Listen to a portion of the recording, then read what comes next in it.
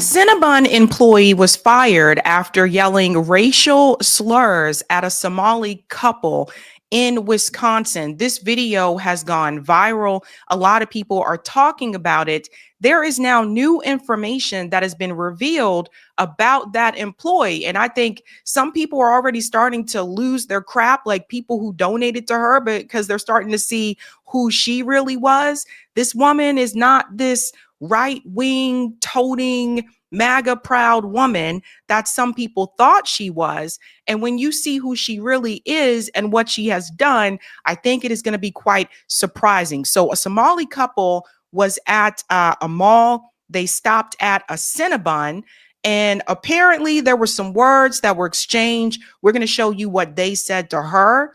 We're going to show you what she said to them. Obviously, we're going to have to cut at the part of the racial slurs because we cannot play that on here. But this just goes to show you how quickly people can fall for something and thinking that someone is a certain way. And it also speaks to this class dynamic that we've discussed before on the show, how people who are even a part of the same class can have divide because of race. Let's go ahead and get into this. Is the video that has everybody in a tizzy. Susie Rizzio shared this. This couple from Somalia walked into a Cinnabon to buy food, and the employees started making fun of the woman's hijab.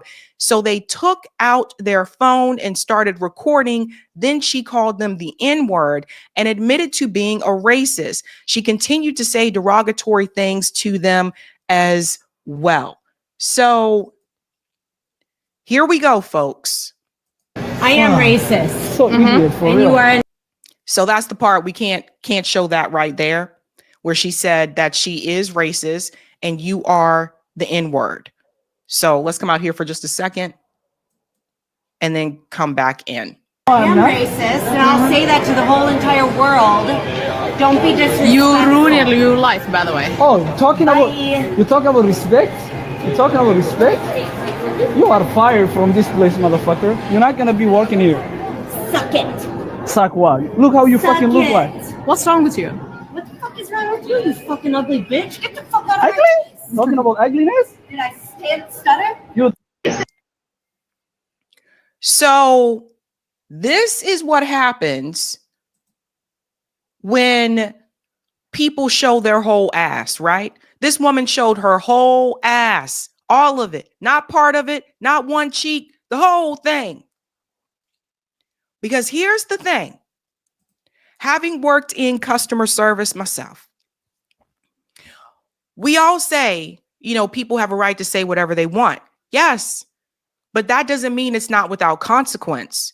When you work for an employer, that employer has rules. I worked in customer service. There are certain things that you cannot say to other employees, and definitely not to the customers. I waited tables. There were a number of times I had customers that were absolutely just nasty, rude, etc. What did I do? I go talk to management. She could have easily, if she felt that she was being attacked in some shape, way, or form, I'm going to show you what they said to her. She could have gone to get her manager. That's what you do. That's the protocol, and let the manager handle it. You can't always control what people say to you, but you can control how you respond. So I give no excuses for this woman. She works for a company, or did work for a company called Cinnabon. Cinnabon has rules that they have to follow, their employees have to follow. And obviously, no, you can't just go do that to a customer. Well, you can, but there are consequences. And what I noticed is that some people don't want to deal with the consequences. I support freedom of speech. I've talked about that before multiple times on the show, but we also know that when you are at work, there are certain things that you cannot do without consequence. So this woman's face is all over the interwebs, folks, all over the internet because of this exchange. So the woman was recording her. And as you can see, like I said before, even the other responses, even if you put the racial slur aside for just a second, and then look at the other responses that she gave. She told customers to suck it. Honey, you working at Cinnabon. Cinnabon. And this says something about the class dynamic. And this is what I've been trying to tell people, right? In order to get to this place of where we have this class unity, where people who are part of the working class unite and fight back against the top 0.1%. That means that we have to admit and acknowledge that all of us are part of the same class, and our common enemy are those at the top. Not someone who is a different gender, a different race, etc. The problem comes in when you see behavior like this, because what this woman is showing you, so both of them, they're all working class. The customers and her are all working class. But what she is doing is that she is showing them that even though they're both a part of the same class, that she still feels as though she is better than them because she is white. And this is something that I think when people say just focus on class, this is something that they really got to deal with, which is this aspect. Because what I saw from my experience, again, working in the serving industry, yeah, we were all part of the same class. Yeah, we were all, getting tips. We were all getting paid $2.13 an hour, which that wasn't really a check because of the tips. We were all getting tips. We were all, trying to just pay the bills. But at the end of the day, people still realize, well, yeah, I might be struggling. I might be working class, but at least I'm not Black. And that's what she did.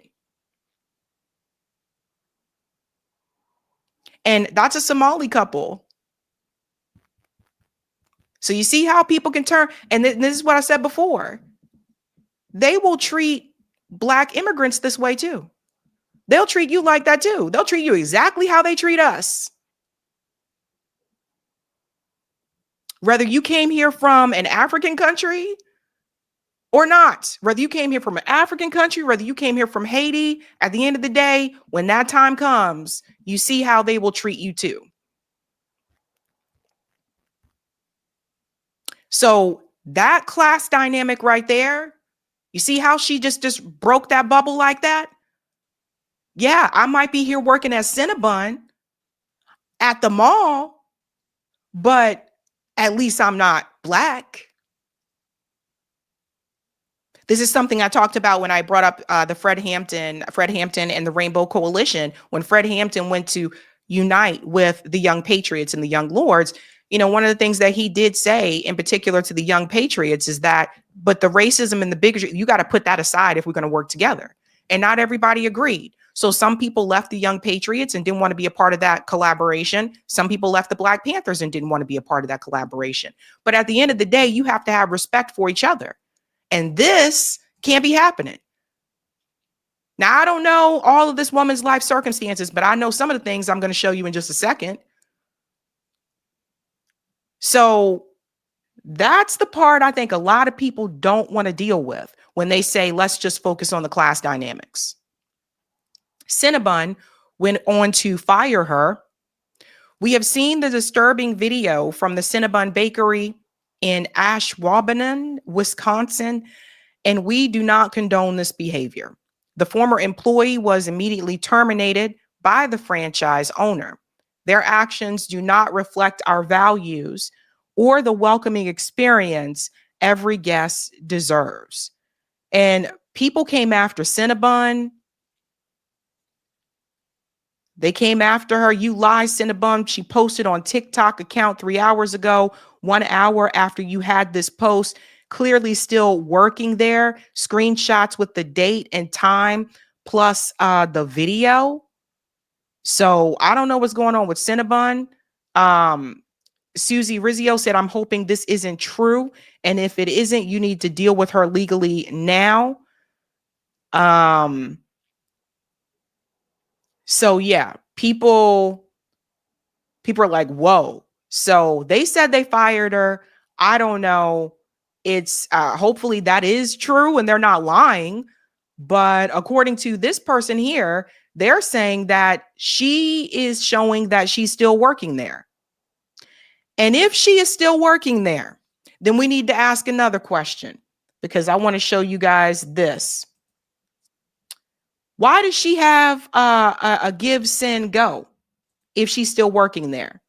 So let me show you something, okay? Watch this. This is important. Exposed. Desperate racists on X are raising over $100,000 on Give, Send, Go to support Crystal Therese Wilsey, the woman fired from Cinnabon after being caught on camera mocking a Somali woman's hijab, spewing slurs, proudly declaring "I'm a racist," and flipping off customers over caramel. Apparently, they wanted more caramel on their Cinnabon. And here's the jaw dropper. Wilsey herself has a mixed race son. Yet the same online extremists propping her up are the exact people who routinely attack and demonize women with mixed race children. So here's the give, send, go. Her goal is over $109,000. So far, already raises probably higher than this now, over 39,000 already. And she put up a picture with her son. So let me explain something, folks, because hold on, I'm coming. Let me break something down for you, folks. So what this shows you, number one, if they did not fire her and she's still working there, then she put up this give, send, go, and people sent money, then you guys are being duped. Two, I think they have fired her, though. Two, this same woman who told the Somali couple, called them the N-word, has a biracial kid. What does that tell you, folks? When people come up to you and they say, "I'm not racist, I got a black friend. I'm not racist, I have a mixed race kid." What does this show you? How do you think her son would feel when he grows up and he sees that video? So just because somebody has a black friend, just because they got biracial kids, doesn't mean that they can't be racist towards another group of people. Well. The hilarious part, though, is all the people who were defending her were not too happy when they saw that she had a biracial kid. Yeah, not too happy about that. So this just goes to show you once again, yes, people can be that way. It's wild, guys. It is wild. I want to show you the other part here as well, when she said something about the hijab. Let me get to that in just a second. But some of the comments here, hey, I'm about to get my white friend to video himself calling me the N-word tomorrow so we can run it up. Look at that. Looks like white women are actually the ones with the high IQs. Hypocrisy at its finest. I feel bad for that kid. I wonder if I should call CPS and let them investigate. It just goes to show you again, you don't really know people. Now, she is saying, this person here, who went on to say the Somali couple recording the video were harassing her because she wasn't wearing a hijab. He went on to call them dirty Somalians. You see this? You see this? I wonder how he feels knowing that now she has a biracial kid. So let me show you this part. Sexualizing your body makes you a better person.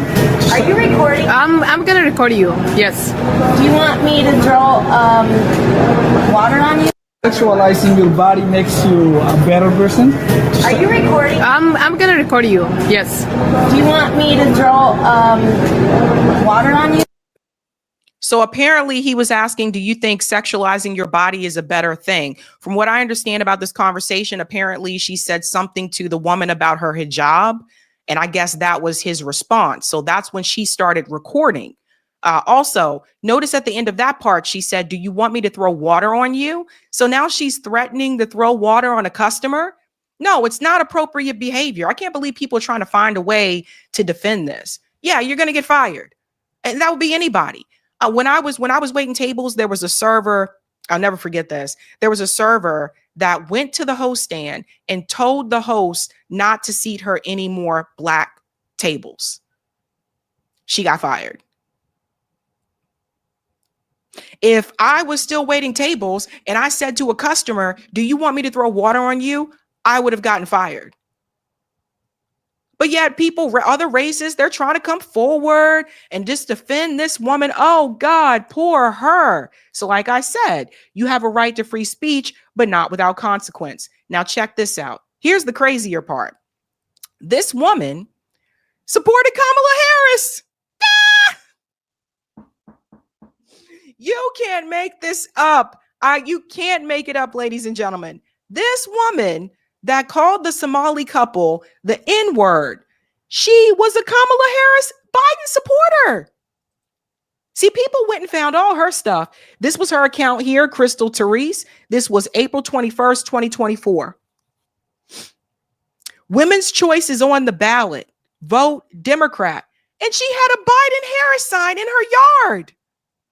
So what does this tell you once again, folks?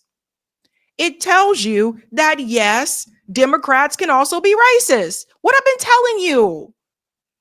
This woman is the perfect example of the people I've been talking about that I've seen multiple times. A lot of white liberals in these blue progressive areas that I live in. A lot of them will be like, yeah, support women's rights. They got the lines in this woman is a walking example. They'll have the Kamala Harris, sign in their yard. They'll have the Black Lives Matter sign in the window of their house or their apartment or on their lawn, but they can still be racist. I've been telling people this. So everybody losing their crap because they're like, whoa, who is this woman? First, people thought she was this MAGA nut job. Now they see she was a Biden-Harris supporter and pro-women's rights. And she's the one out there calling people the N-word. So now you see the people I've been talking about. So it happens on both sides. Both sides. Yeah. So a number of people not too happy about that when they saw that. And then this is the crazier part. This woman look at her record. This is Crystal Wilsey, the Cinnabon bigot. She abuses children. No wonder conservatives love her. This woman had a rap sheet. Crystal Therese Wilsey was booked in Erie County, Ohio for endangering children. X3. There's the booking number. The booking date was February 27th, 2022. So the same